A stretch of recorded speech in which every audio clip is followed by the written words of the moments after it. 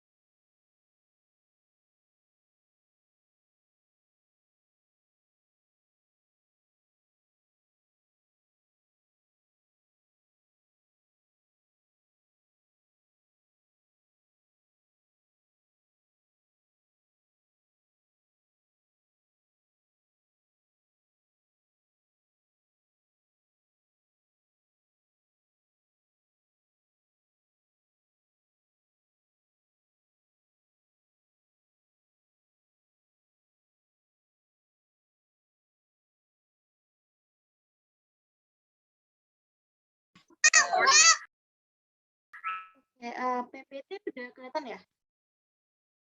Ya. Oke. Kalau gitu kita mulai aja, oke?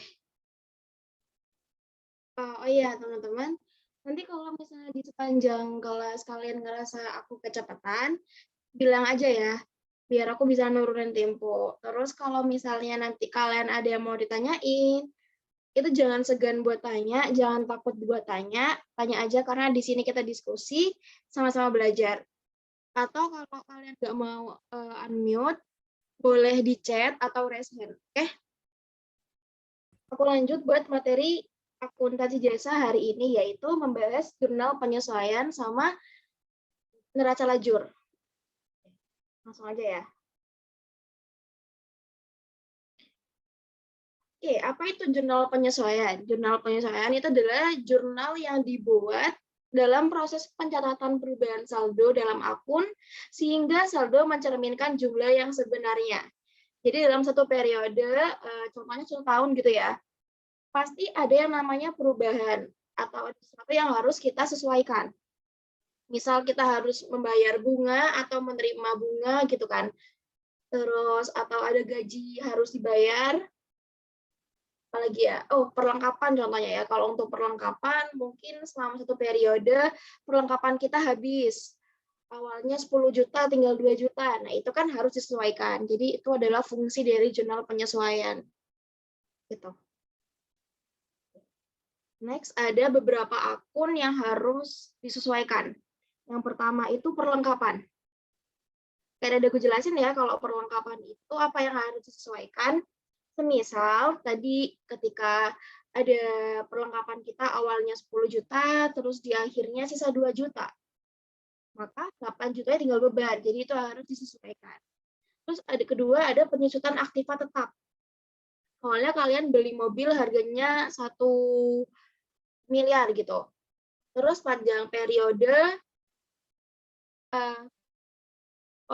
kalau barang kayak mobil itu kan dia punya jangka panjang ya, dia sifatnya jangka panjang, jadi dia bisa mengalami penyusutan. Mungkin selama 5 tahun, 10 tahun itu, mobil kalian mengalami yang namanya depresiasi. Entah itu di mesinnya yang rusak, atau ya butuh berbaikan gitu. Nah, itu masuk ke dalam penyusutan aktiva tetap, dan itu butuh disesuaikan. Ketiga, ada beban yang masih harus dibayar. Beban yang masih harus dibayar berarti kayak apa? Kayak utang. Ya kan? Ada sesuatu yang kalian belum bayar, dan itu masih harus kalian lunasin gitu. Terus yang keempat ada pendapatan yang masih harus diterima. Coba lihat pendapatan yang masih harus diterima. Kira-kira itu kita bisa sebut sebagai apa nih? Ada yang punya pendapat nggak? Piutang. Piutang. Kalau piutang itu kan dibayar di muka. Jadi kalau masih, oh ya benar, sorry. Aku nggak fokus. Jadi pendapatan yang masih harus terima itu piutang, benar ya? Makasih. Terus kelima ada dibayar di muka. Jadi contohnya nih kita sewa, ya kan? Kita sewa apa ya, gedung. Terus kita bayarnya di depan pakai cash. Padahal kita sewa buat 12 bulan gitu atau 1 tahun. Nah, itu yang disebut dibayar di muka, sewa dibayar di muka. Dia masuknya kayak piutang. Kayak piutang ya. Jadi sifatnya jadi harta dia tuh. Satu lagi dari titik-titik diterima di muka. Di depannya bisa kayak iklan diterima di muka atau apa ya, sewa diterima di muka, macam-macam pokoknya yang diterima di muka. Kalau dibayar di muka ini sifatnya kayak piutang,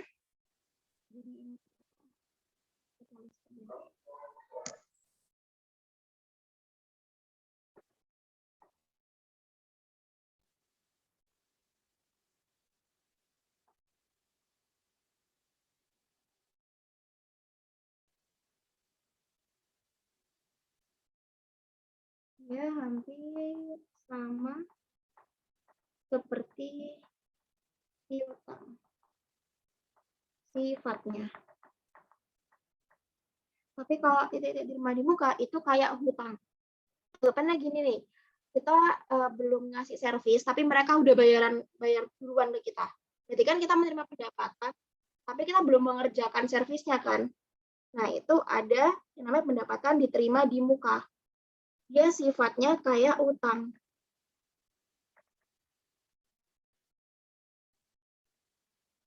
Gitu. Oke, sebelum aku next slide, ada yang mau ditanyain nggak dari slide ini?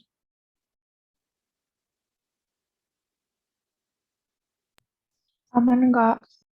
Aman. Yang lain? Aman, aman. Aman ya? Oke. Aku next ke slide selanjutnya.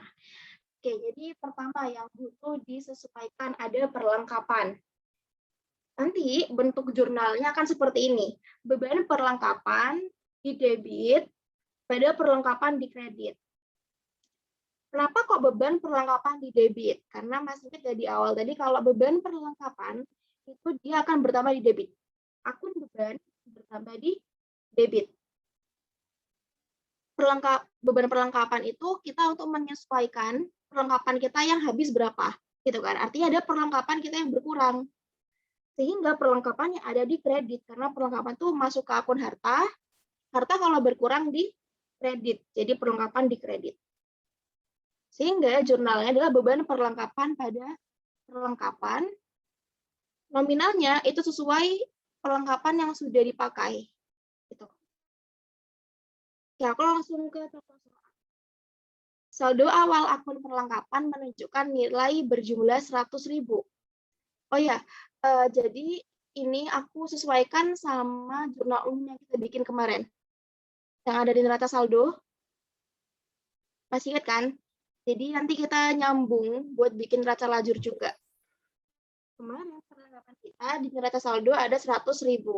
Jadi aku di soal ini tulisnya 100.000. Ulang ya. Saldo awal akun perlengkapan menunjukkan nilai berjumlah 100.000.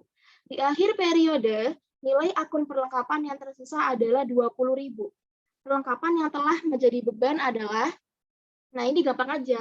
Awalnya kita punya perlengkapan 100.000. Sisanya 20.000. Jadi perlengkapan yang sudah kita pakai atau yang sudah menjadi beban ada 80.000. Sehingga jurnal yang kita buat adalah beban perlengkapan di debit 80.000 pada perlengkapan di kredit 80.000. Karena dalam satu periode tersebut kita udah pakai perlengkapan kita senilai 80.000. Sehingga perlengkapan kita sisa cuma 20.000. Gitu. Oke, di sini paham nggak sebelum aku lanjut?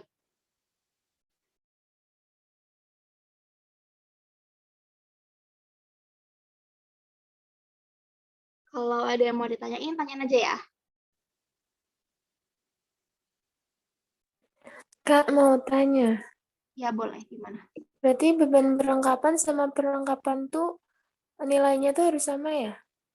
Ya, kenapa kok sama? Karena antara debit sama kredit harus balance.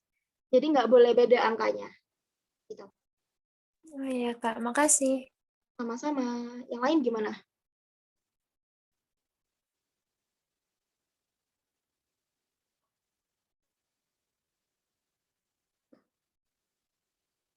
Beban peralatan tuh masuk akun beban. Oke, kita habis ini beres. Lanjut ya. Tadi teman-teman barusan ada yang tanya nih, Arzel. Beban peralatan itu masuk akun beban. Jadi kalau peralatan itu bukan beban peralatan pada peralatan, bukan. Tapi kita yang kenal yang namanya depresiasi atau penyusutan. Kemarin di kelas part 1, mungkin ada yang ingat nggak sih kalau aku bilang, kalau peralatan itu kan sifatnya jangka panjang. Dia tidak mudah habis. Jadi yang terjadi adalah depresiasi atau penyusutan, entah itu dalam kayak manfaatnya, kayak fotokopi ya, kemarin aku kasih tahu, mesin fotokopi itu masuk ke dalam peralatan. Dia mungkin di awal kerjanya bagus gitu ya, terus selama 10 tahun itu, belum sampai 10 tahun lah, 8 tahun, 10 tahun gitu, kok jelek ya hasilnya, terus kok rusak nih mesinnya. Nah, itu yang kita sebut sebagai depresiasi atau penyusutan. Gimana jurnal penyesuaiannya? Itu pakai ini, beban penyusutan pada akumulasi penyusutan titik-titik. Apa yang titik-titik? Itu menyesuaikan apa peralatannya. Kalau itu kan peralatan, berarti kita tulisnya beban penyusutan peralatan pada akumulasi penyusutan peralatan. Tapi kalau misal itu yang menyusut adalah tanah, beban penyusutan tanah pada akumulasi penyusutan tanah. Kalau itu bangunan, tulis bangunan. Kayak gitu, menyesuaikan. Pokoknya dia yang masuk ke dalam fixed asset, harta tetap, kendaraan, tanah, bangunan, peralatan, itu dia pakai jurnal penyesuaiannya ini. Beban penyusutan pada akumulasi penyusutan.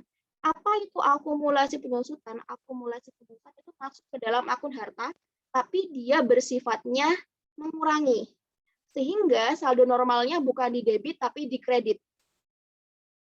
Oke, kalau harta-harta yang lalu kan dia menambah ya, dia di debit. Tapi kalau akumulasi penyusutan, itu dia mengurangi harta, sehingga dia di kredit. Gitu. Beban penyusutan, beban, ingat ya kalau beban itu sifatnya saldo normalnya di debit. Jadi kalau dia bertambah, kita naruhnya di debit. Gitu. Oke, kita lanjut ke contoh soalnya. Mobil perusahaan memiliki harga perolehan senilai 150 juta. Nilai residunya atau nilai sisanya adalah 50 juta. Dengan estimasi umur ekonomi 10 tahun. Maka berapa nilai penyusutan mobil per tahunnya? Gunakan metode garis lurus. Jadi untuk menghitung penyusutan itu banyak banget caranya.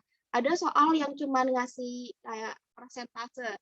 Misal nyusut 20% gitu. Itu gampang, tinggal 20% dari 150 juta, misal kayak gitu. Ada yang metode garis lurus kayak ini. Ada metode penurunan ganda, itu macam-macam.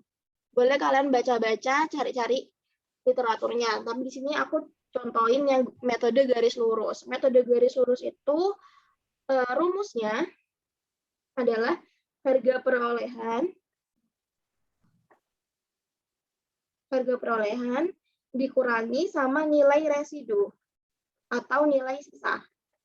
Jadi kalau di soal disebut nilai residu atau nilai sisa itu sama aja. Dibagi sama umur ekonomis.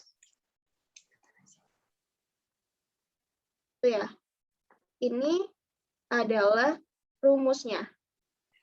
Sehingga berapa penyusutan yang terjadi pada mobil perusahaan, harga perolehannya 150 juta.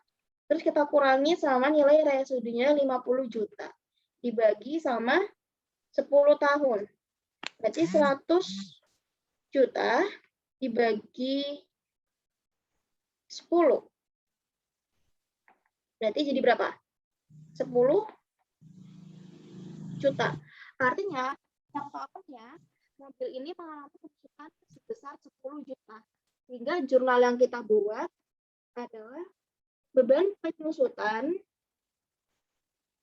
mobil bisa dikasih kayak gini, flat gitu.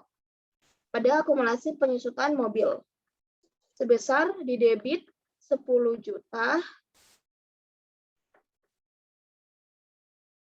di kredit akumulasi penyusutan 10 juta. Untuk ini udah paham belum sama connect file?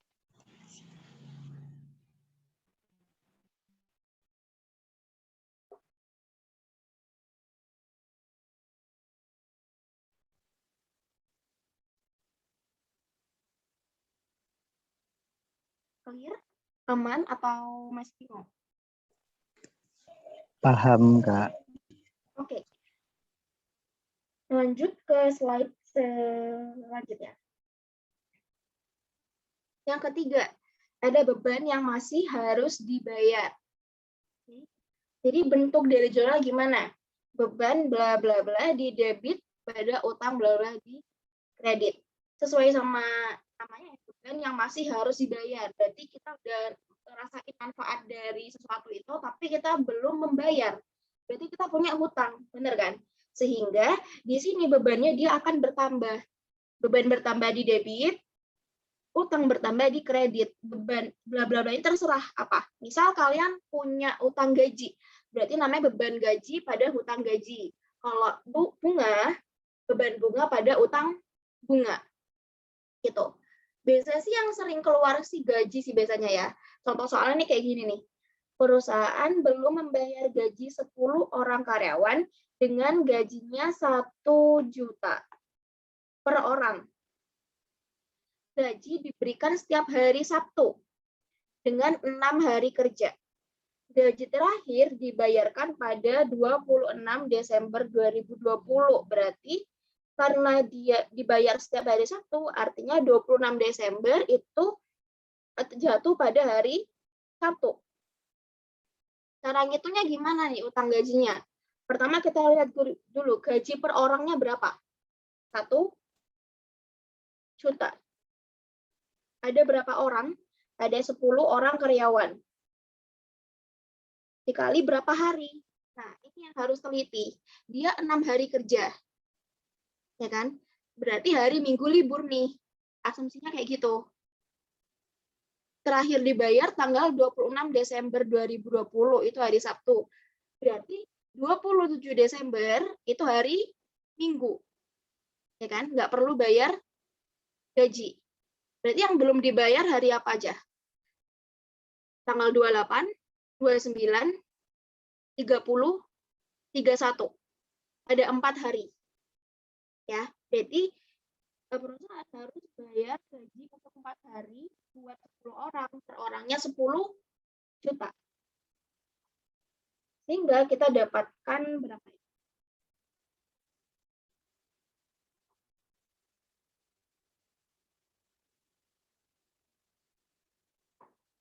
Rp40 juta, benar ya?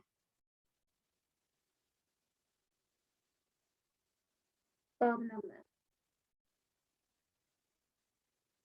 Jadi 1 juta per orang. Oke, bentar. Aku biar nggak kebanyakan, aku ganti soalnya.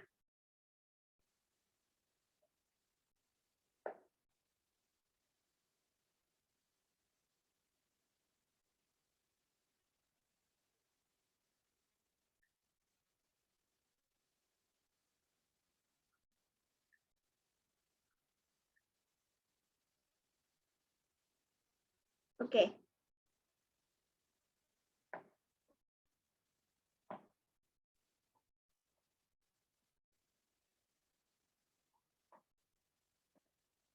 Jadi per harinya tuh gajinya 100.000.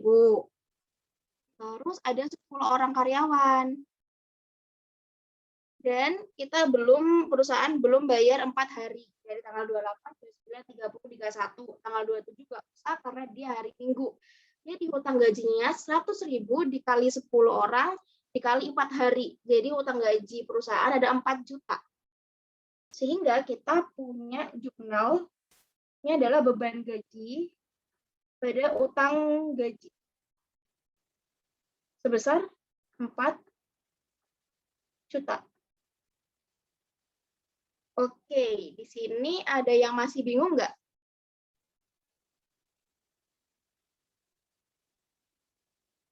Kamu mau tanya?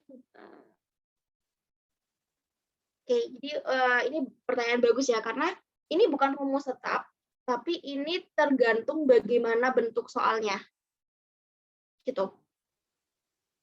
That's why untuk soal kayak gini, kalian harus teliti nih, berapa orang, terus berapa hari, gitu.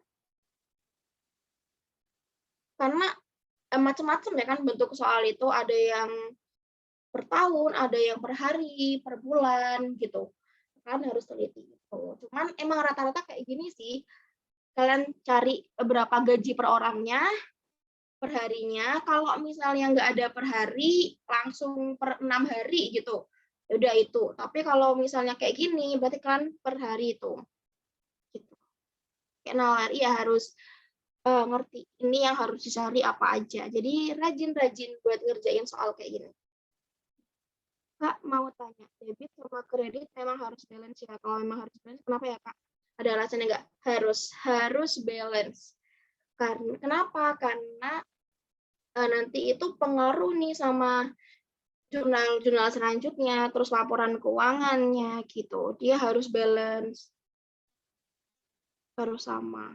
Misal nih, kamu punya utang berapa ya? Utang 10 juta. Oke. Jadi di kredit ini ada 10 juta utang, tapi bebannya kamu bayar 12 juta. Kamu bayar kebanyakan dong, rugi kan nanti. Nah itu. Jadi harus balance mereka, harus sama. Kak mau tanya, kalau soalnya cuma sampai dengan 6 hari, kerja caranya kali 6 atau tetap 4? Cuma sampai dengan 6 hari kerja, caranya dikali 6 atau tetap 4? Nah, soal ini kan dia 6 hari kerja kan? 6 hari kerja. Tetapi, kenapa kita nggak 6?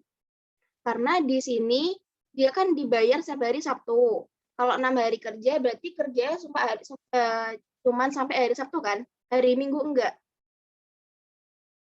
Terus kenapa kok 4 hari? Karena periode itu kan berakhir pada 31 Desember. Jadi untuk 1 Januari, 2 Januari itu kita nggak ngitung. Kita ngitungnya di periode berikutnya.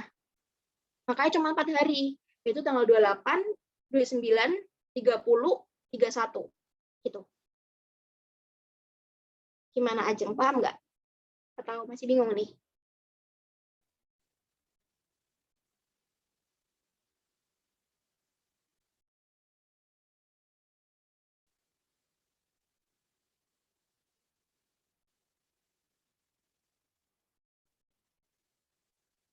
Gimana? Nanti kalau masih bingung bilang ya. Kalau nggak ada keterangan dibayarkan pada 26 Desember gimana, Kak? Harusnya ada sih. Karena kita butuh tanggalnya untuk menentukan berapa hari yang harus dibayar gitu. Kalau enggak, seharusnya di soal ada keterangan kalau harus membayar 4 hari. Gitu. Harus. Salah satu di antaranya kayak gitu. Oke. Herdiana. Tanggal 31 kan maksudnya akhir periode ya. Soalnya aku masih bingung. Iya, akhir periode. Benar. Kan jurnal penyesuaian itu dibuat, jurnal penyesuaian itu dibuat di akhir periode. Misal dia berakhir pada 31 Desember, berarti dia itu terakhirnya ngitung sampai 31 Desember. Gitu. Tergantung di soalnya. Saya mau nanya, kalau nggak ada keterangan harinya gimana, Kak? Biasanya ada sih. Kalau nggak ada keterangan harinya, harusnya ada. Nice, Kak, izin tanya, kalau misalkan di soal nominalnya ada pajak penghasilan, nominalnya itu masukin ke hutang gaji juga atau dipisah juga di utang pajak penghasilan? Kalau misalnya di soal nominalnya ada pajak penghasilan, kalau ada pajak, berarti pendapatan perorangan itu harus dikurangin sama pajak penghasilan per orang, gitu. Ya kan? Karena itu pendapatannya dikurangi pajak dulu, baru. Gimana, Ais?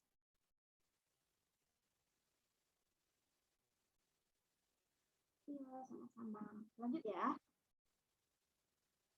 Ada pendapatan yang masih harus terima. Jadi beberapa dari kamu udah paham ya. Ini adalah piutang. Kenapa? Karena tadi kita udah melakukan servis misal, tapi mereka belum bayar. Berarti kan kita udah bisa mengakui pendapatan kan. Tapi secara langsung juga mereka punya piutang ke kita.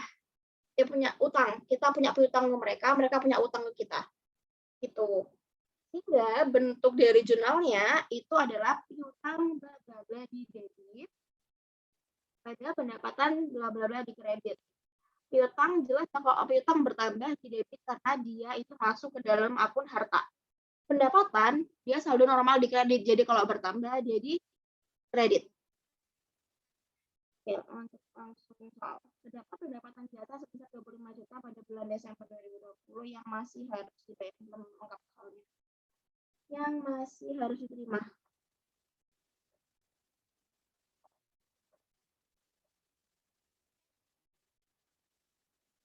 Beda berarti dia piutangnya berapa? Kok piutang belum ngasih? Aku hapus dulu. Maaf ya, ini belum benar berarti soalnya.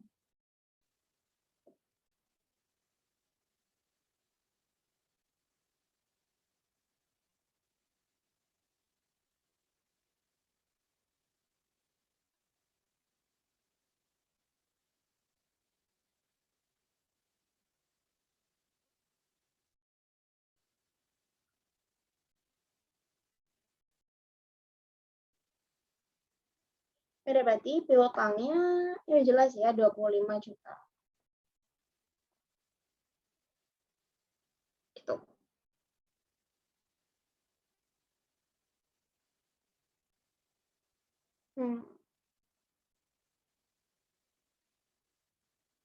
Sorry guys, ini harus aku koreksi karena biar nggak beda jauh sama jurnal yang kemarin.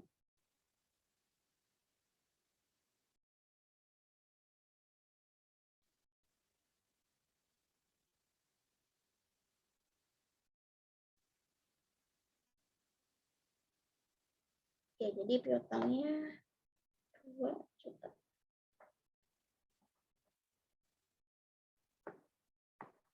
Jadi jurnalnya adalah piutang jasa, boleh ditulis piutang jasa, atau nggak usah apa sih, kalau jasa tuh biasanya nggak usah apa. Piutang pada pendapatan jasa. Pendapatan lah ya, 2 juta.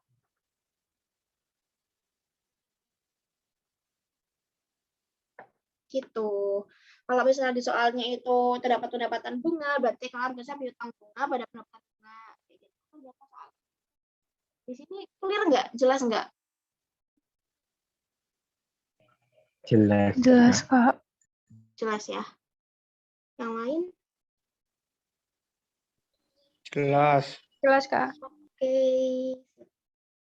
Lanjut. Nah, ini agak kompleks. Kalian harus pahamin karena sering ini ditanyain. Pokoknya yang sering keluar itu, bukan sering keluar sih, yang sering dipertanyakan juga di jurnal penyesuaian itu ada yang dibayar di muka sama diterima di muka. Karena ada pendekatan-pendekatan tuh loh.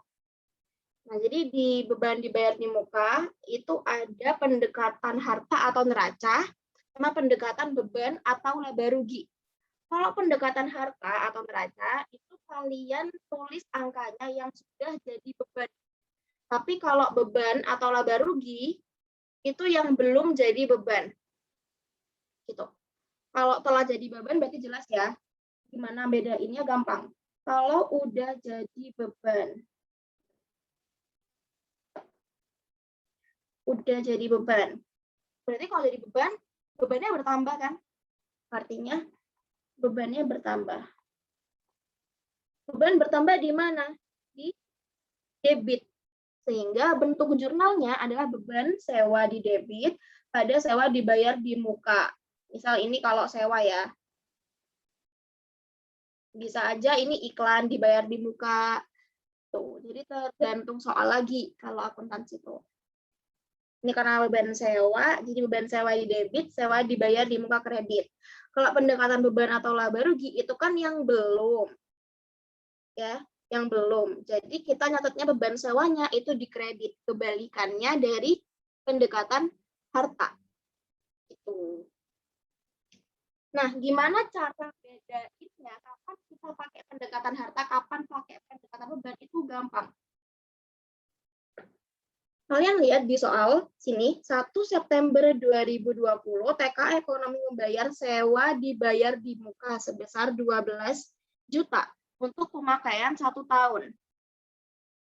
Kita menggunakan metode yang pendekatan harta. Kenapa? Karena lihat nih, sewa dibayar di muka.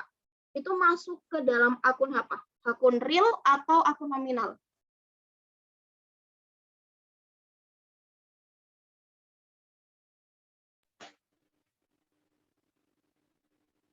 Nominal bukan, Kak? Nominal itu ada pendapatan sama beban. Akun real. Akun real. Real, Jadi berarti. aku review ya. Aku review apa? Real. Sorry. Ada akun real sama akun nominal.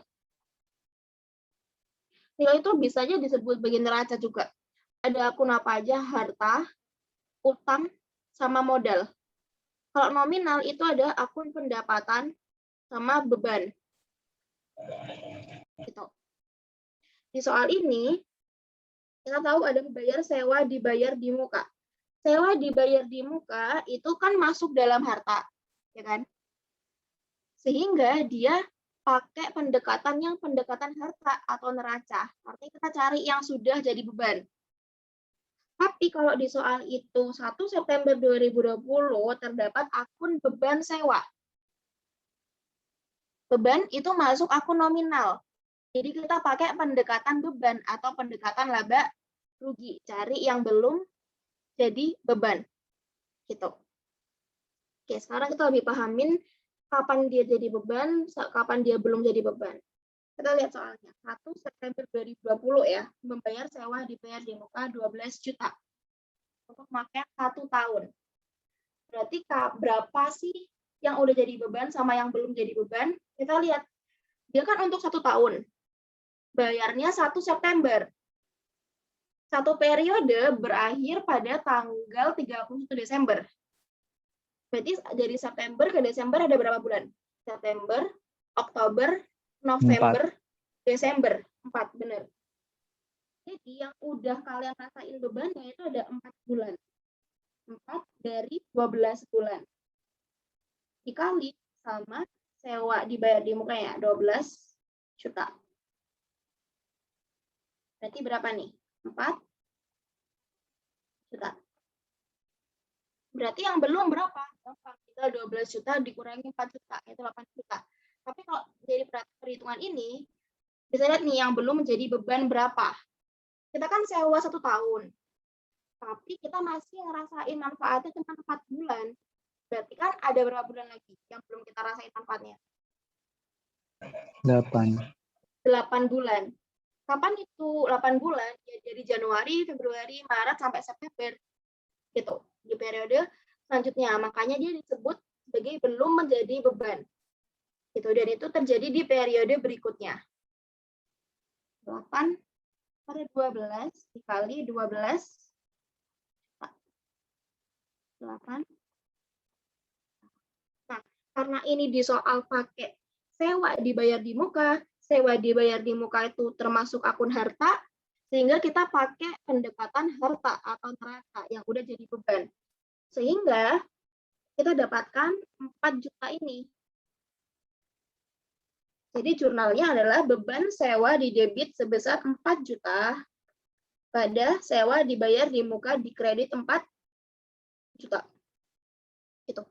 Tapi kalau di soal itu terdapat akun beban sewa sebesar 12 juta, nah beban sewa kan masuk ke dalam nominal. Ya kan? Dia laba rugi. Dia masuk pendekatan beban, berarti yang belum jadi beban. Berarti kita pakai angka yang ini. Jadi dapat jurnalnya sewa dibayar di muka 8 juta, pada beban sewa 8 juta. Oke, dari soal ini berarti kita pakai pendekatan yang mana coba? Kita diulangi. Yang mana? Neraca. Yang neraca. Berarti yang 4 juta ini ya. Kita pakai yang ini. Gitu. Gimana? Paham nggak? Udah ngerti nggak cara bedain ya? Kak, maaf boleh jelasin ulang kenapa ya telah menjadi beban 4 juta. Oke. Kalian lihat dulu ya di sini. Ini 1 tahun. Oke, warna putih. 1 tahun. Dia bayar sewanya itu 1 September 2020. September nih. Jurnal penyesuaian kan dibuat di akhir periode. Biasanya akhir periode itu 31 Desember. Ya kan? Berarti yang sudah jadi beban itu adalah dari September ke Desember. Ada berapa bulan? September, Oktober, November, Desember. 4 bulan ini kita udah merasakan sewanya gitu. Terus gimana dengan 8 bulan selanjutnya? Nah, itu belum menjadi beban. Karena dia udah di periode berikutnya nih. Kita menghitungnya di tahun berikutnya juga. Gitu. Itu kenapa 4 bulan. Kalau belum jadi bebannya 8 bulan. Semisal ini itu 2 tahun. Berarti kalian tinggal ngambil aja 4/24. 20/24 gitu. Gimana, paham nggak?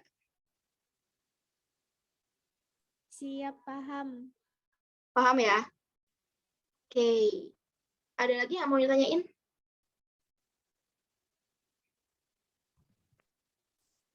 Belum ada, Kak. Belum ya? Kita lanjut ke sini. Yang diterima di muka. Tadi dibayar di muka. Ini diterima di muka. Kalau tadi ada pendekatan harta sama pendekatan beban. Kalau di sini ada pendekatan hutang sama pendekatan pendapatan. Tapi juga disebut sebagai pendekatan neraca sama pendekatan laba rugi. Gitu. Kenapa? Karena hutang tadi ya, hutang kan masuk ke dalam akun real. Ya kan? Aku tulis lagi di atas ini biar jelas. Real, harta, utang, modal. Real itu sama aja kayak neraca. Nominal, pendapatan, beban. Karena harta itu kan tadi masuknya real ya. Jadi dia dibayar di muka tadi itu pakai pendekatan harta atau neraca. Tapi kalau diterima di muka itu namanya pendekatan hutang. Disebut juga pendekatan neraca karena hutang itu masuk akun neraca. Begitu juga sama pendekatan pendapatan. Pendapatan itu masuk akun nominal. Ya kan? Makanya disebutnya sebagai pendekatan pendapatan atau pendekatan laba rugi. Gitu. Buat ngitung laba rugi kan pendapatan sama beban, ya kan? Oke, sama kayak tadi kalau pendekatan hutang itu dia yang sudah jadi pendapatan. Jadi pendapatannya bisa kita akuin gitu. Kalau udah jadi pendapatan, dia kan akan bertambah, pendapatan bertambah di kredit. Makanya bentuk jurnalnya kayak gini. Pendapatan diterima di muka, ada pendapatan sewa. Pendapatannya bertambah.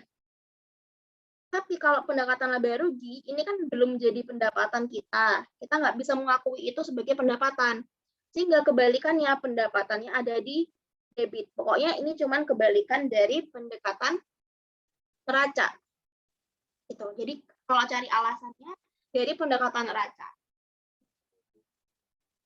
Oke, coba ke soal ya.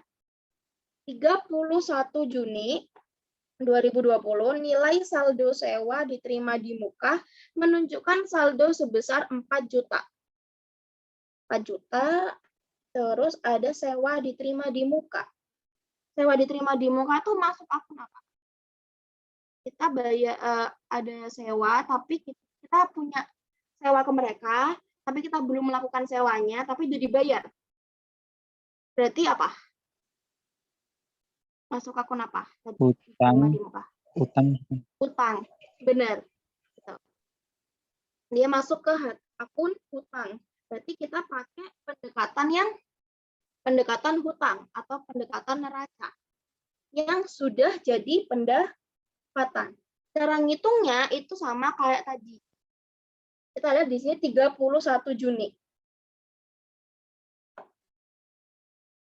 Oke. Kalau ngitung 31 Juni, berarti Juninya nggak usah dihitung, karena udah akhir bulan. Langsung aja Juli ke Desember. Juli, Agustus, September, Oktober, November, Desember. Oke, ini 1 tahun ya, aku belum les.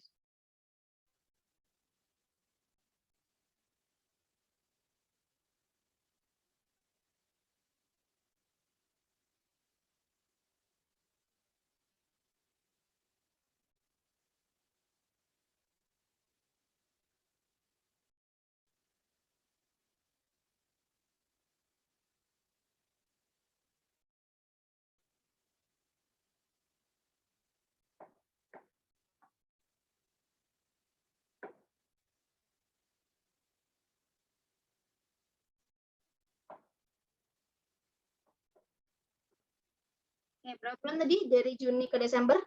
Juni, Juli, Agustus, September, Oktober, November, Desember. 6 bulan ya? Dari Juli. Jadi yang udah jadi pendapatan 6/12 dikali 4 juta. Yang belum jadi pendapatan berarti berapa? 6 bulan juga, ya kan?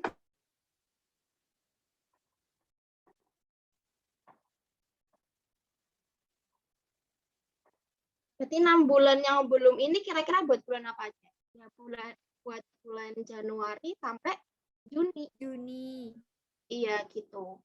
Benar. Ini 2 juta ya.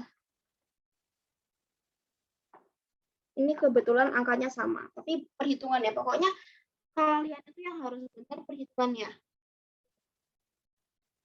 Jadi kalau pakai pendekatan hutang, jadinya pendapatan diterima di muka di debit 2 juta, pada pendapatan sewa 2 juta.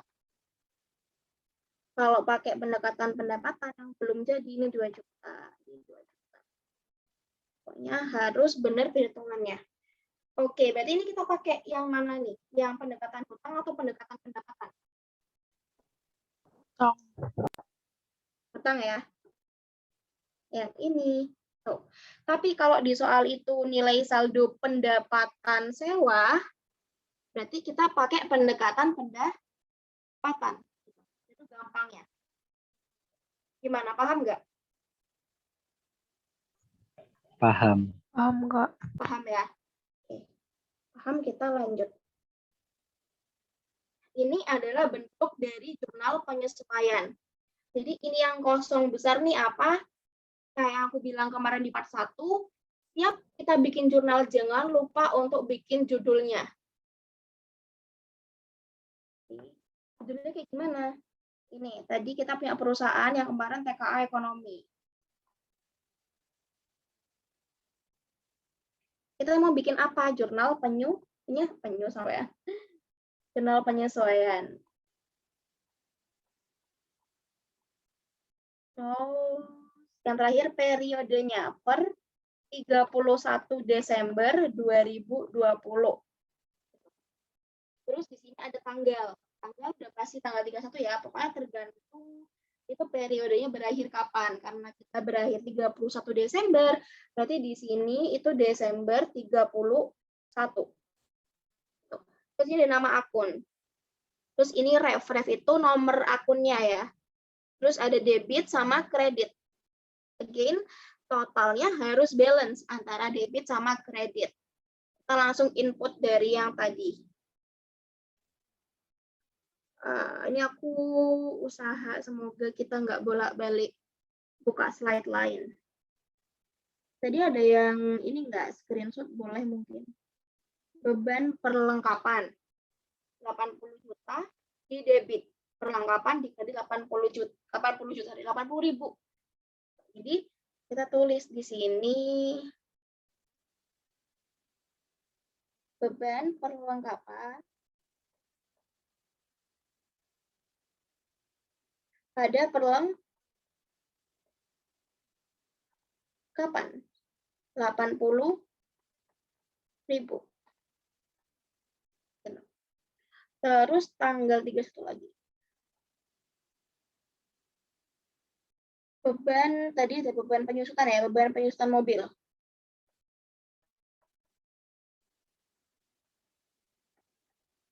Akumulasi penyusutan mobil. Ada yang masih ingat nggak angkanya berapa?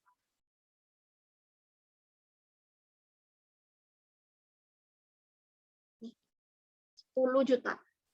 Oke.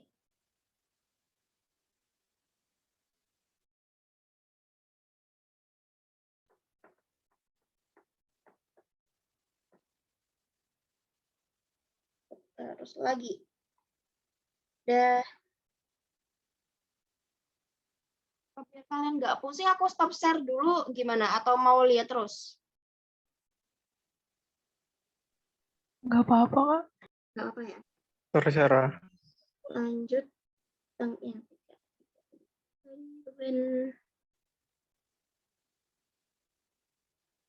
Beban gaji, utang gaji. ini ya, beban gaji, utang gaji 4 juta.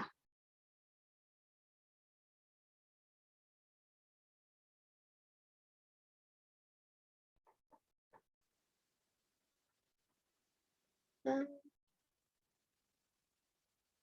4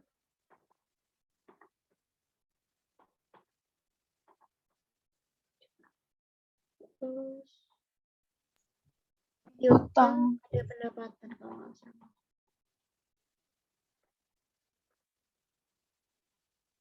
Rp2 juta nggak sih? Iya, Kak. 2 juta ya?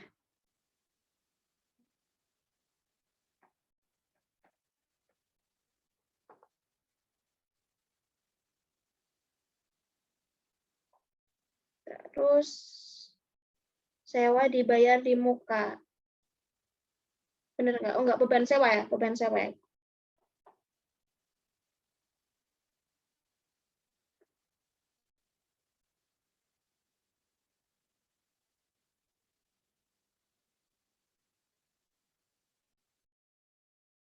Hmm, 4 juta, Kak. 4 juta. Oh iya. Lupa. Ini kan aku sesuaiin kan sama yang jurnal sama Natal kemarin. Oke, bentar ya teman-teman. Kita rubah suatu. Ini nggak jauh beda kok. Sewa. Ini.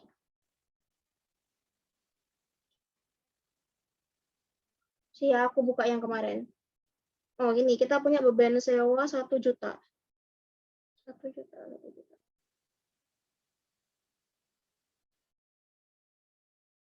Aku rubah soalnya. Tapi yang ini kalian udah paham kan? Jadi aku coba rubah ininya. Apa?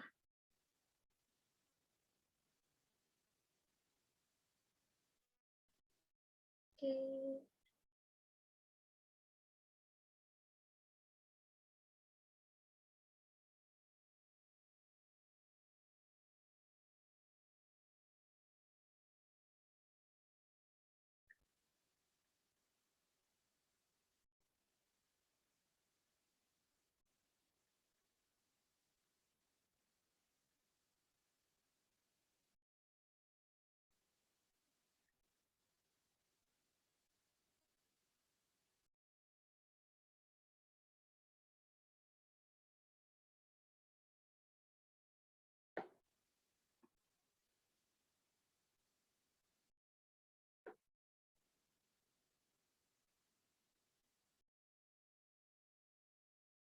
Oke.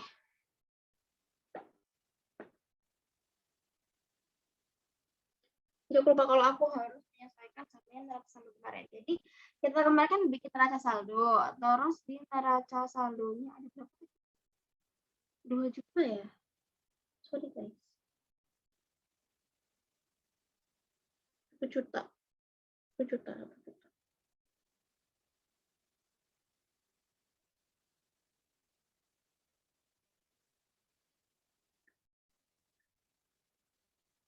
Oke. Gimana cara ngitungnya? Sama dari September ke 31 Desember. Ada berapa bulan? September, Oktober, November, Desember. 4 bulan. 4/12 dikali 1 juta. Yang belum 8/12 dikali 1 juta. Oke. Berapa tuh 4/12 kali 1 juta? 0,333 sih.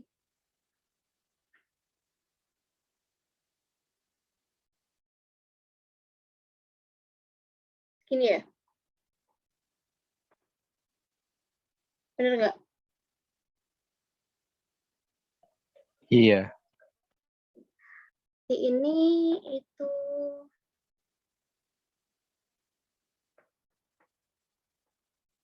ya kan? Segini ya? Iya, Kak. Nah, sini berarti ada akun beban sewa. Berarti kita pakai pendekatan apa? Harta. pakai pendekatan beban sewa, coba. Beban laba rugi. Beban ya. Beban sewa masuk akun laba rugi atau nominal. Jadi kita pakai pendekatan beban yang ini, yang belum terjadi. Totalnya berapa? 6, 7, 6. Maaf yang kayak jelek. Sini, 3.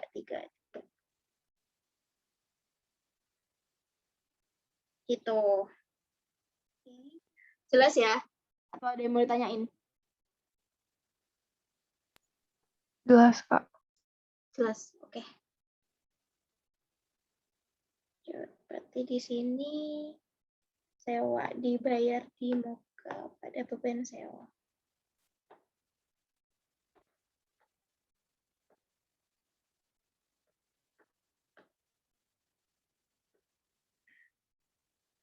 enam tujuh. Terus yang terakhir tadi ada sewa diterima di muka.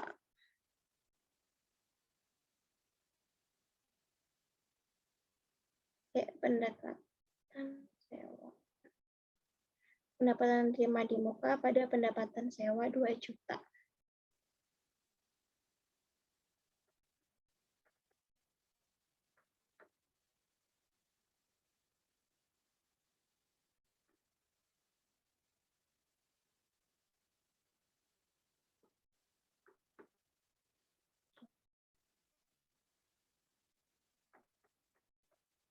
Nah, sekarang penentuannya kita hitung di debit sama kredit. Harusnya sama ya, karena sama semua. Berapa tuh totalnya?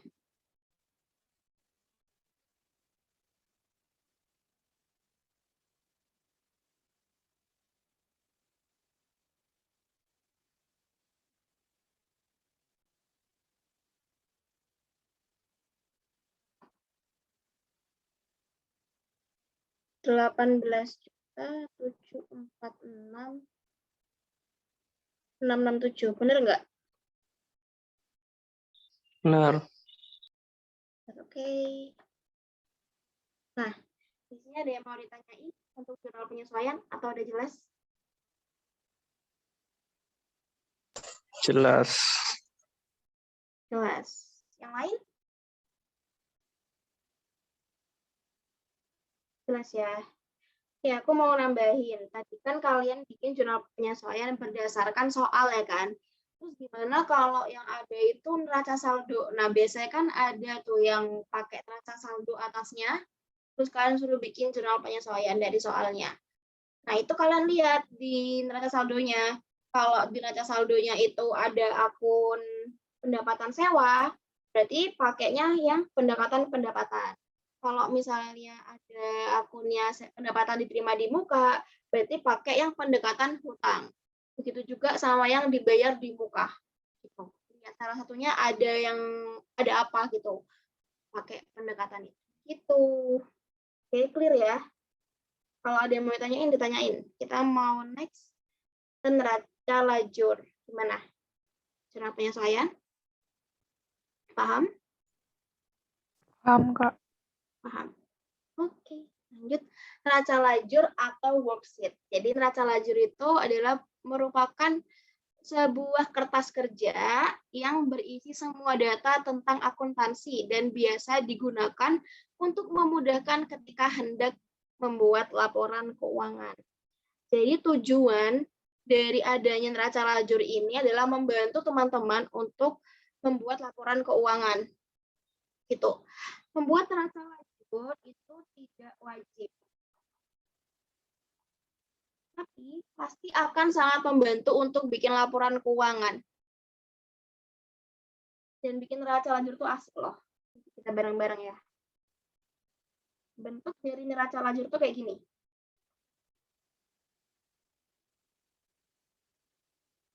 Benar.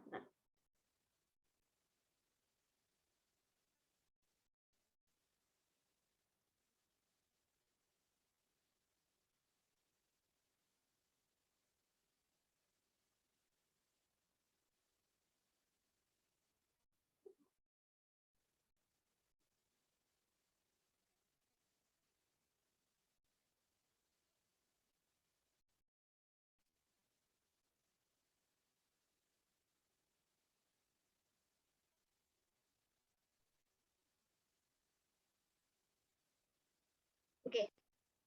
Jadi di sebelah paling kiri kalian lihat di sini ada rekening. Rekening itu atau nama akun.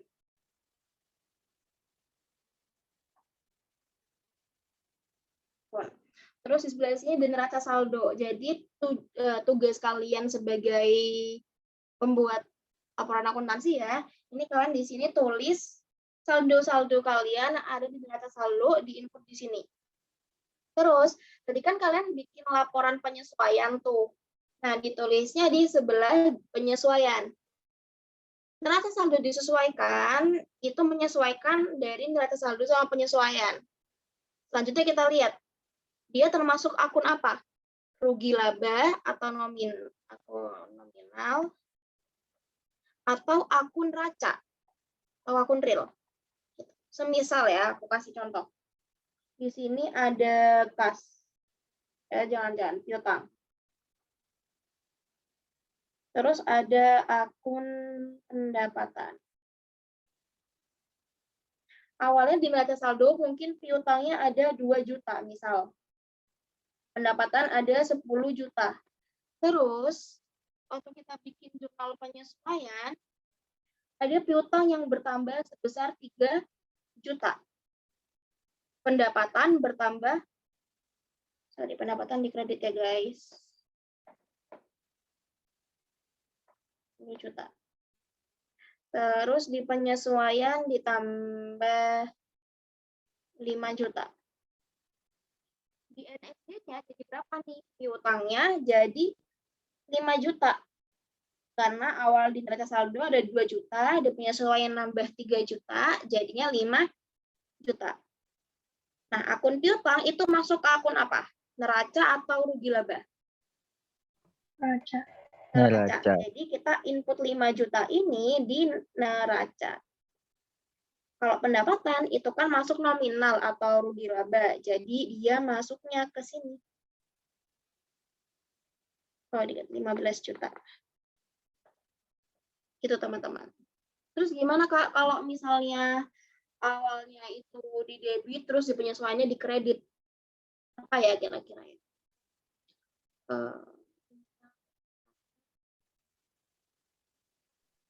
Dikurang.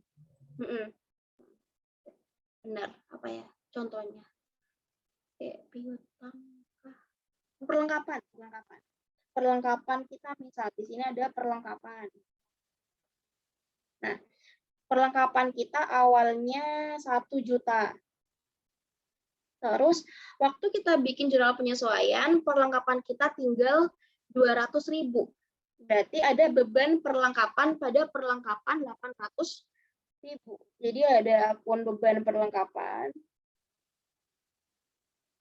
Ada perlengkapan. Beban perlengkapannya kan bertambah tuh di debit. Di penyesuaian ya, bukan di neraca saldo. Jadi kita masukin 800.000 tadi kan di debit. Perlengkapannya gimana? Jadi kan berkurang tuh 800.000. Jadi untuk akun perlengkapan, neraca saldo disesuaikannya ada berapa sekarang?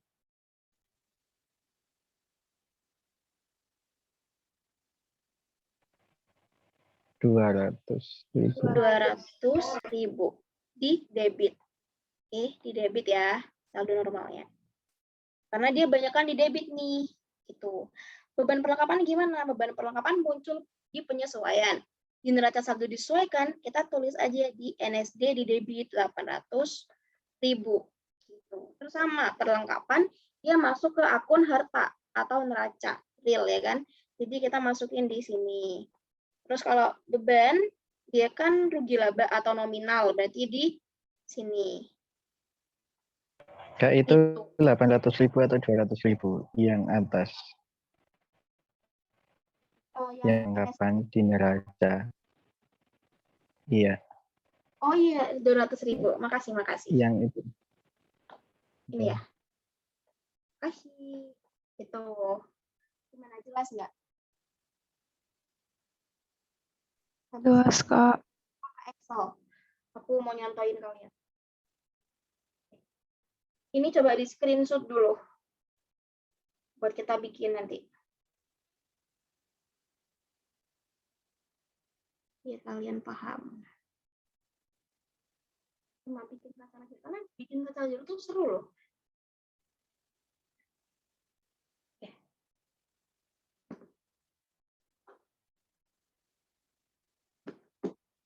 Pokoknya dari segi teori materi, dari penyesuaian sampai rencana lanjut, udah paham kan sama cara inputnya?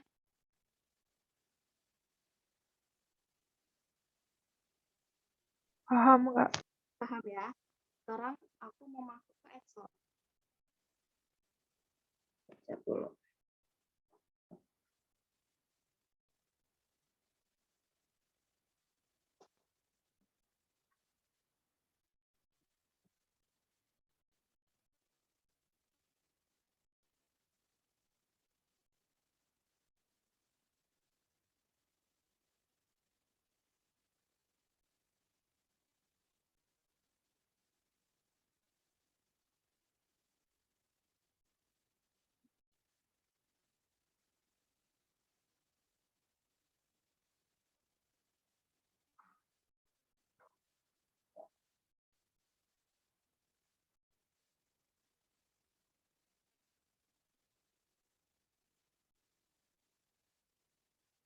Aku buka itu.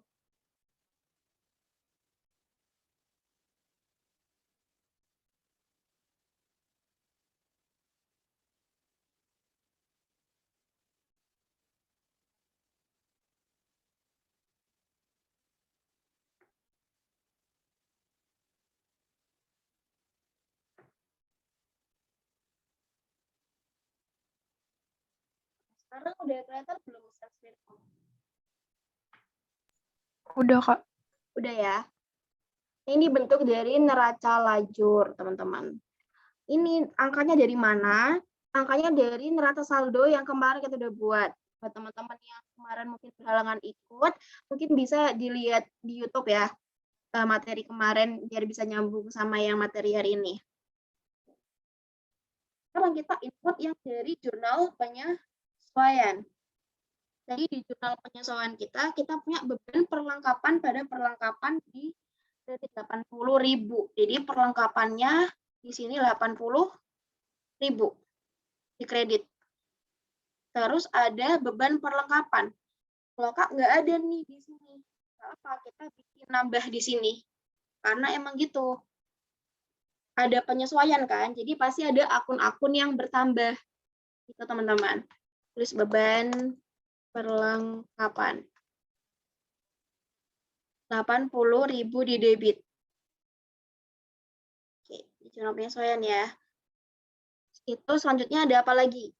Beban penyusutan mobil pada akumulasi penyusutan mobil 10 juta. Di sini nggak ada kan akunnya, kita tulis lagi.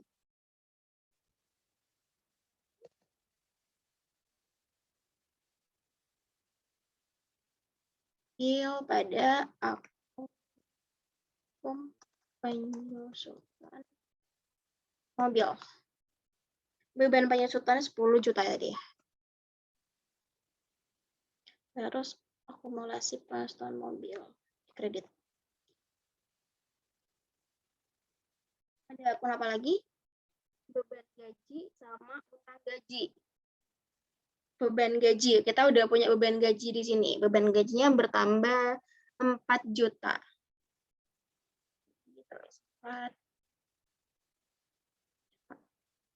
Utang gaji karena belum ada, kita tulis lagi. Utang gaji.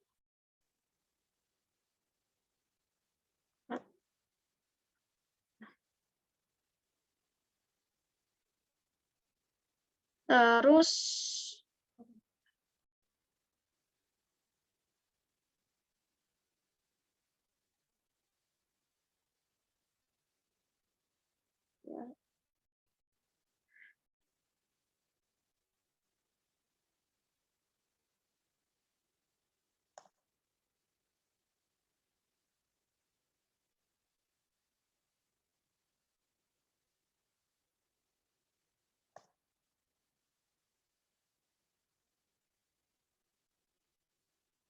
oke.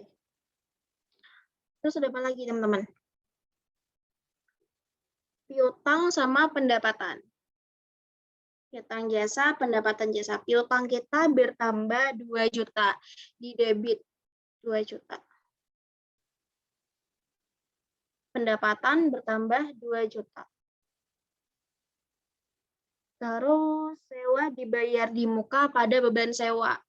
Nah, beban sewa kita awalnya 1 juta nih. Terus dari penyesuaian ternyata berkurang. 666, 667. Jadi,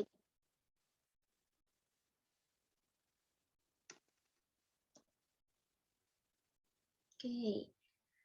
Sama apa? Sewa dibayar di muka ya?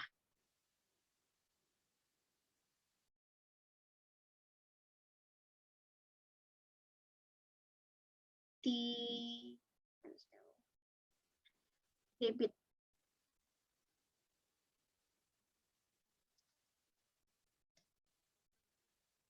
Oke. Terus apa lagi? Pendapatan diterima di muka pada pendapatan sewa. Nggak ada pendapatan sewa, nggak ada pendapatan diterima di muka. Jadi kita tulis lagi. Plus pendapatan diterima di muka pada pendapatan sewa. Sewa. Oke. Terus berapa pendapatan diterima di muka? 2 juta. Pendapatan 2 juta. Dan diterima di muka.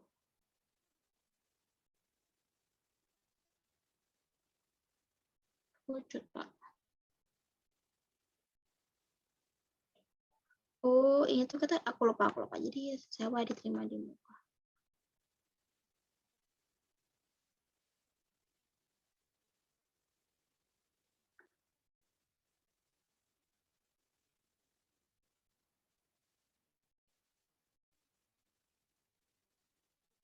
Pendapatan sewa.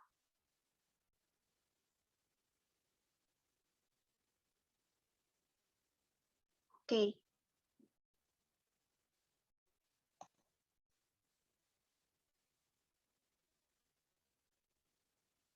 Oke, sampai sini paham nggak?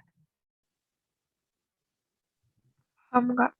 Paham ya? Nah, di sini NSD sama jurnal penyesuaian harus balance. Jadi kita lihat dulu di sini. Total.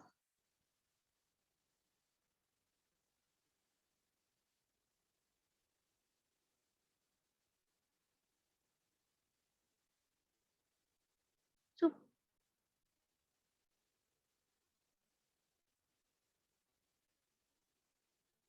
Wait.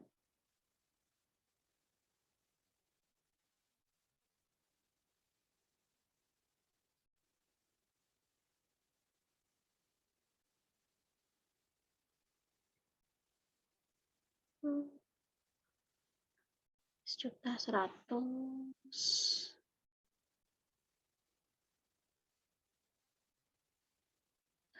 Sama ya.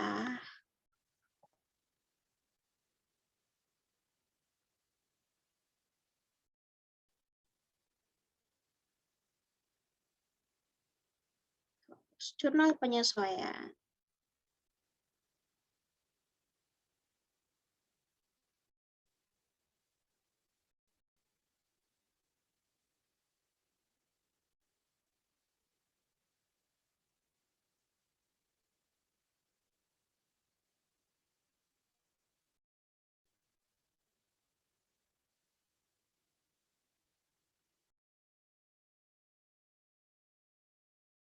Oke.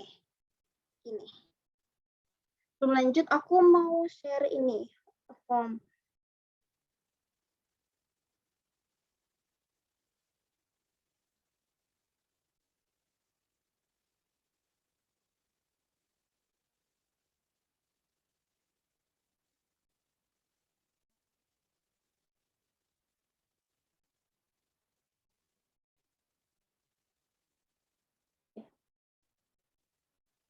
Itu formnya teman-teman ya, minta tolong diisi untuk evaluasi aku. Isinya yang jujur aja, ya. Lanjut kita. Kas. Kas di debit nih, berarti di sini 9.800.000. Oke. Terus lanjut, piutangnya 1 juta tambah 2 juta. Berarti sekarang piutangnya berapa di sini? 3 juta. 3 juta. Terus untuk perlengkapan.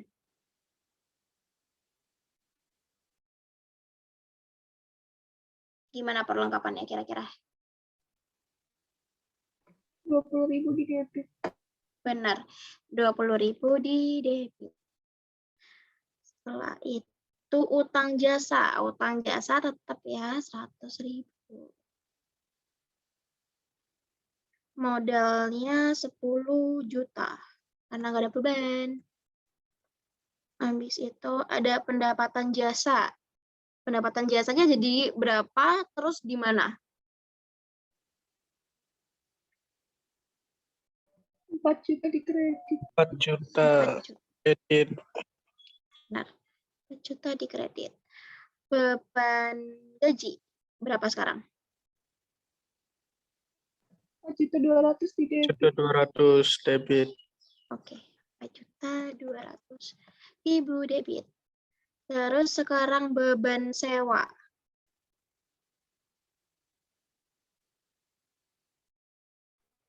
Berapa beban sewanya? 333. Debit. Oke, benar. Debit. Terus sekarang beban perlengkapan di sini ya 80.000 di debit. 60.000 beban penyusutan 10 juta. Akumulasi penyusutan 10 juta.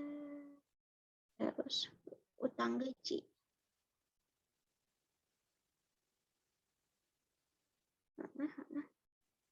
Oh, salah. Sini. Sewa dibayar di muka.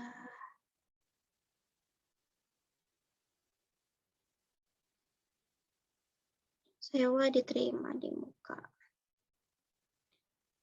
Kak, sewa diterima di muka kok debit gitu kan pertanyaannya. Karena itu tadi kita pakai pendekatannya ya, karena pendekatannya kita pakai pendekatan. Jadi dia di debit, sewa diterima di muka pada pendekatan sewa. Gitu. Atau mau dirubah aja soal yang tadi, gimana? Nggak usah ya? Oh iya. Mau dirubah nggak? Nggak usah, Kak. Nggak usah ya? Kelamaan. Oke. Terus pendapatan sewa. Sekarang kita lihat lagi apakah balance.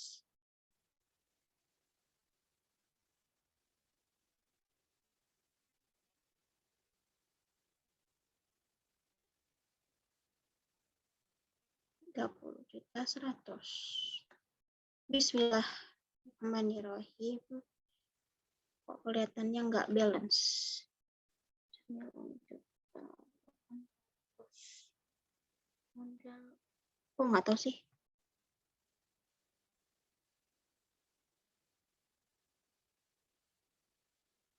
Balance.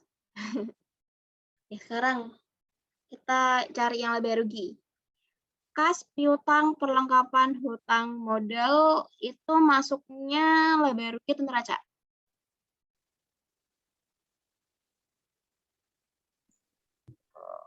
Laba rugi. Neraca. Kas, neraca. Kas, piutang, perlengkapan itu kan harta. Hutang itu hutang, modal itu modal. Harta, utang, modal masuknya akun real atau akun neraca. Gitu.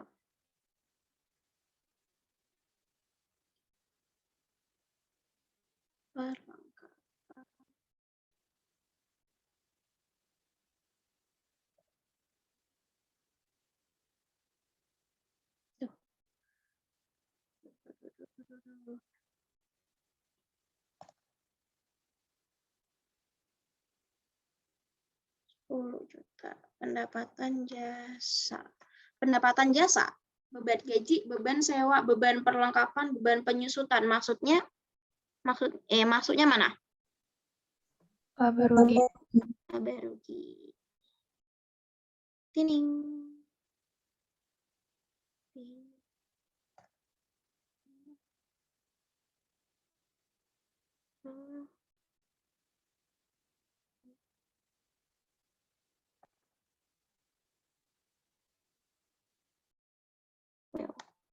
Rugi banyak.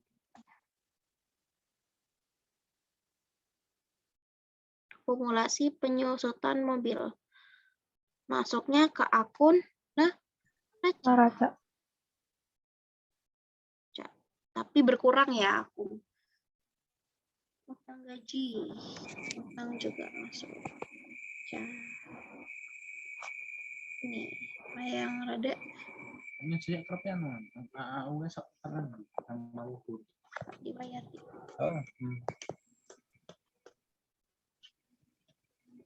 Hehehe. Sini dong. Angkatan laut dia betul? Mana? Apa? Pendapatan sewa. Oke. Nah, di sini kalian akan menemukan ketidakbalancean. Jadi laba rugi sama neraca ini emang nantinya nggak balance sama teman, jadi nggak usah kaget. Apa yang menunjukkan apa sih itu angkanya? Nanti aku jelasin. Semarang. Semarang. Apol. Armil.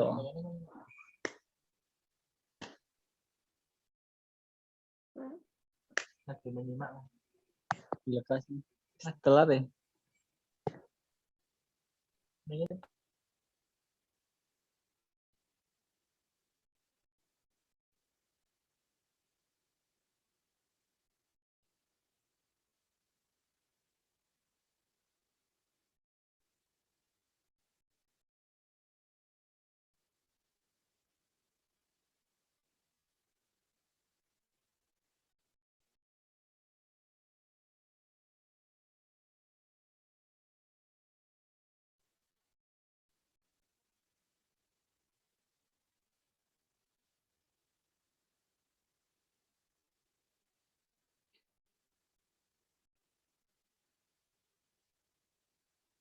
Oke,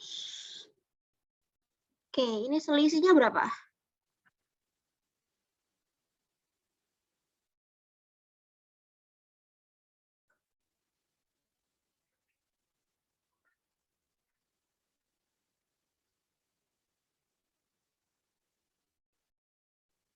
Delapan 8613. Kalau ini berapa? Dari ini sama ini 24.100.000. Dikurangi 15. 48667. Sama ya?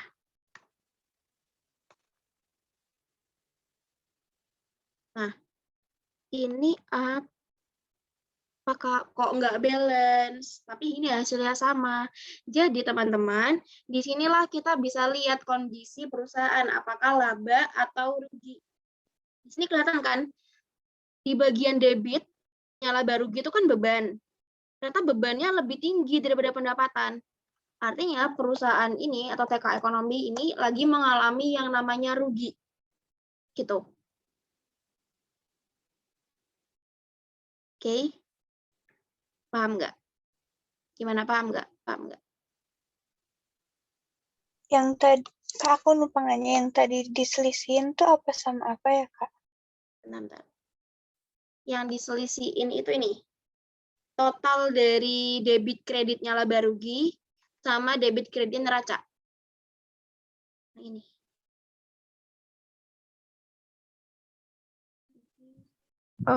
Kak, jadi maksudnya ruginya sebesar 8 juta gitu.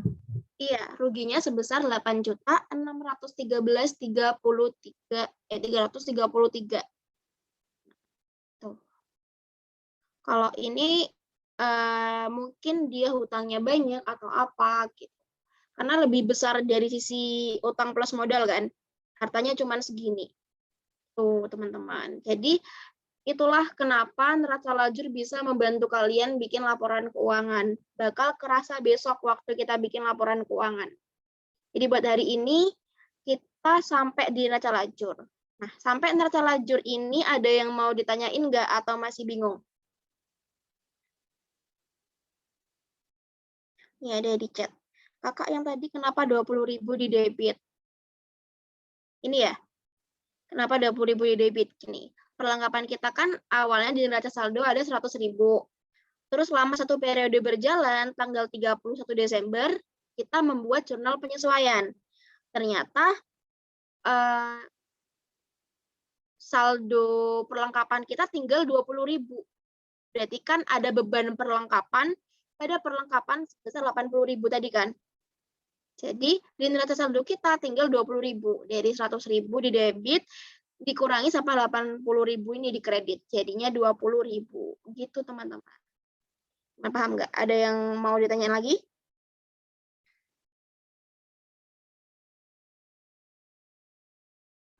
Link Excel-nya boleh dibagiin sekarang nggak, Kak?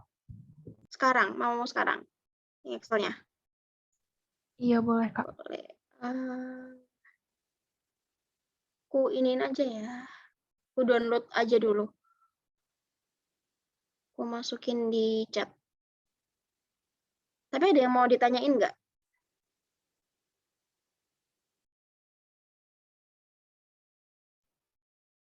Sejauh ini masih aman, Kak. Aman. Yang lain? Aman, tinggal masuk-masukin. Iya, benar. Oh ya, jangan lupa buat ngisi form ya teman-teman ya, buat evaluasi aku. Isinya yang jujur, oke? Tapi itu untuk akun 1 kas 2 piutang itu harus urut ya Kak, atau enggak ngaruh? Oke, urutannya itu dibiasakan pokoknya kalau akuntansi itu dari atas ke bawah, dari kiri ke kanan itu adalah dari yang paling lancar sampai yang sifatnya paling tetap. Gitu.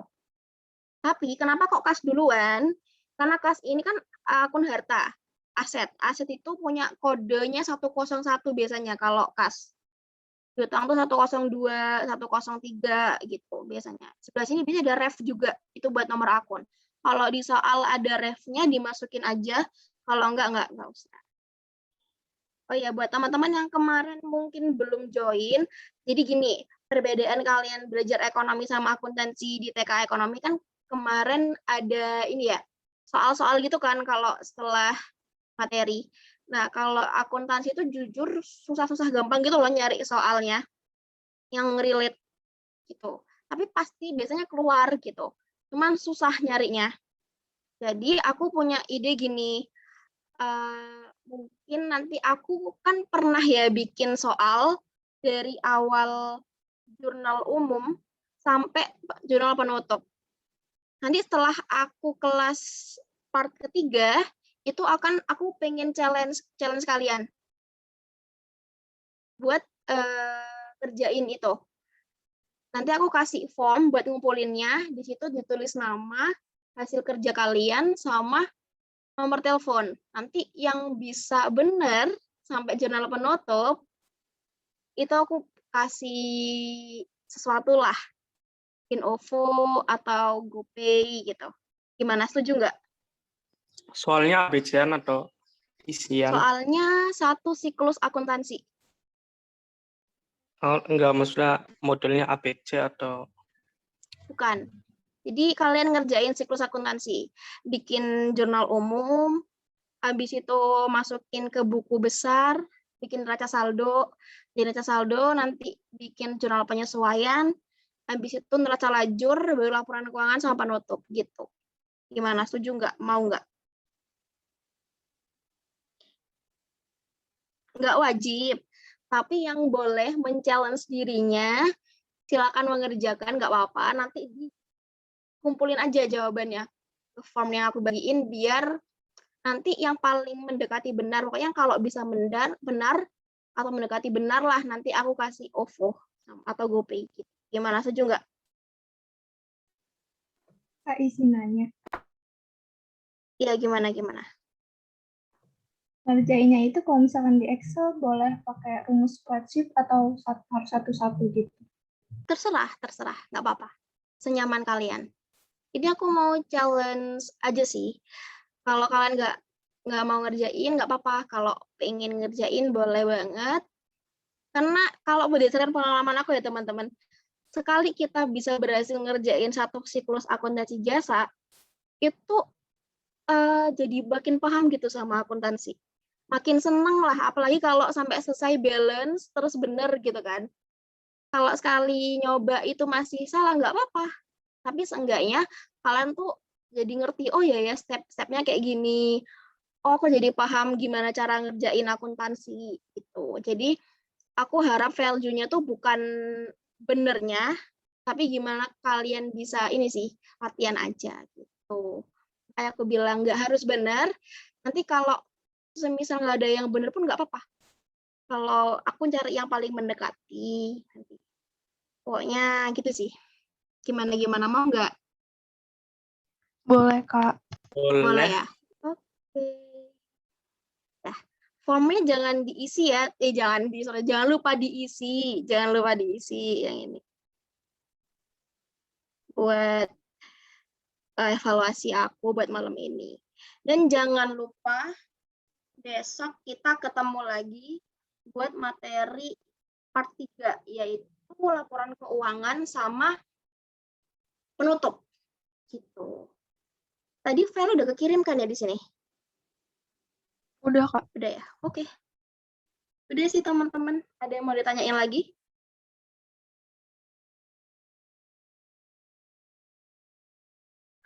Udah jelas. Thank you, Kak. Sama-sama.